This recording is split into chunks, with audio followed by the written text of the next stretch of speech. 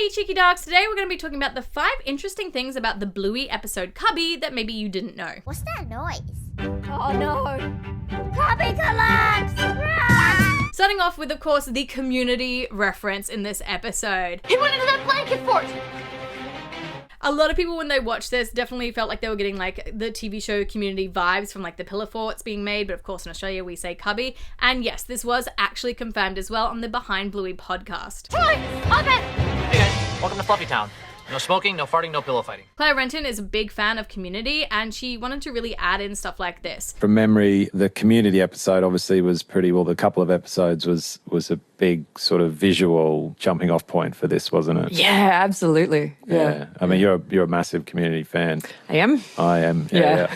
They just know how to do fun and to escalate fun in their episodes. There were also some other references added in, like from Seinfeld, Back to the Future, and Citizen Kane. And you'd have these moments where the girls would do like a Kramer-esque skid around a corner and come sort of hurtling through a room. Just eating, Mummy.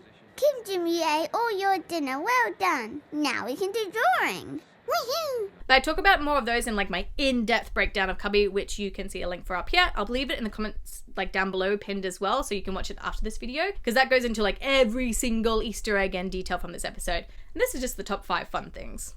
This place is nuts! Number 2 though is the OG plot, the original plot of what this episode was meant to be, and it was meant to be Bingo as an octomom, and Bandit was the architect, and he was trying to build her a house, but she just kept popping out the babies, and he just couldn't like make enough rooms in time for it. Bingo was just like, well, there's another baby. I've got another one. Yeah, she was going to be like Octomom, and just the Bandit had to keep spreading out and out and out. Now, obviously, this ended up switching, and it got more of an influence from the book A Squash and a Squeeze, and it was more of a focus on like Chili finding happiness with like the amount of space she has, as well as the girls finding happiness with the amount of space they have. Whoop. Do you kids need more room? No, we're fine. Although, seriously though, I'd love to see a whole episode about Bingo as Octomom. I think that would be absolutely hilarious. No, I thought he was with you. No?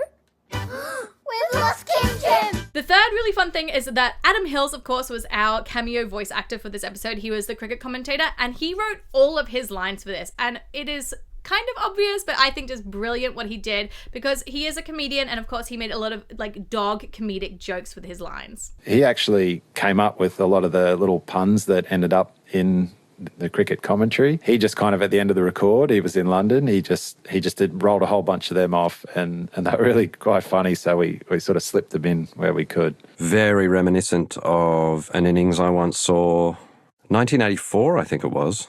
Nearly went for the second run there, but the call was stay, and the batsman obeyed.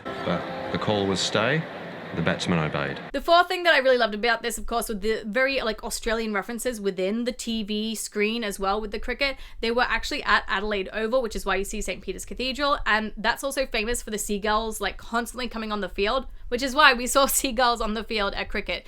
I realize this might be confusing because some people might think, oh, it was like beach cricket, so they're near the beach, but yeah, for anyone who doesn't know cricket, that's why the seagulls were there. It's just like this famous thing with the Adelaide Oval. Dad, you're in the way. Oh, can't you build around me? I'm trying to watch the cricket. No? Well, that settles that then. My last really favorite thing is the fact that they had lots of like little just hidden callbacks to previous episodes in the 24 different rooms that they had. So some of my favorite ones though, of course, was the yes no button that we saw underneath the couch cushion, which of course is from the episode Dance Mode.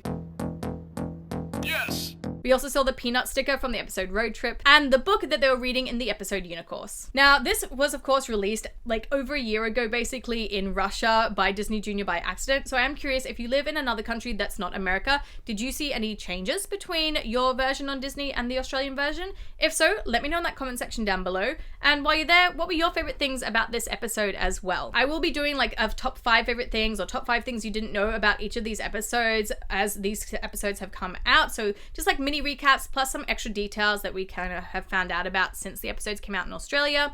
So if you want to make sure you see all those videos, don't forget to hit that like button down below, that subscribe button, and that bell for notification so you know when those videos come out. But until then, I've picked your cheeky dogs out a few other videos that maybe you would like to watch, and I'll see you all in another video. Mwah! Bye!